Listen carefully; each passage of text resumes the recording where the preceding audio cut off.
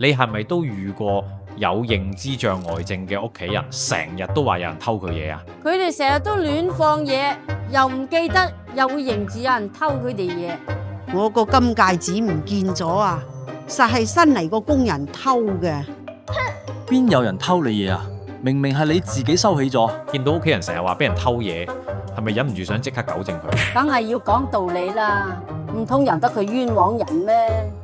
如果你每次都咁樣強行糾正對方呢，只會令到情況更差。長者好似其他人一樣，對自己認定咗嘅事係會深信不疑嘅。強行糾正錯誤，只會導致爭執，咁雙方都唔愉快嘅。即係要講，我知你好擔心，唔使驚，我哋一齊睇下，揾下，咁樣。第一步咧係要接納佢哋嘅感受，然後咧可以用佢哋中意食嘅嘢或者佢哋中意嘅電視節目咧轉移注意力，轉個頭咧佢哋就會唔記得唔見咗嘢呢件事噶啦。我仲可以等佢分散注意力嘅時候，靜靜雞將要揾嘅嘢放喺啲多眼嘅地方。認知障礙症嘅世界係同我哋唔同噶，接納比糾正更加重要。